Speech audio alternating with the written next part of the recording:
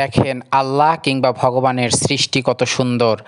আপনি যদি আল্লাহ কিংবা ভগবানকে ভালোবাসেন, তাকে বিশ্বাস করেন, তাহলে তার সৃষ্টিকে কৃতজ্ঞতা জানাবেন, তাকে ধন্যবাদ জানাবেন, তার প্রতি অশেষ শুকরিয়া জ্ঞাপন করবেন।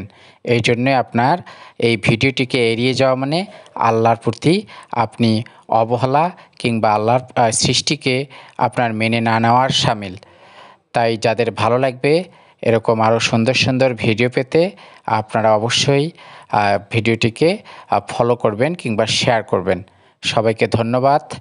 আপনারা দেখেন কত সুন্দর সুন্দর মাছ, এরকম অজস্র সৃষ্টি পৃথিবীতে আমাদের মনকে ভালো রাখে।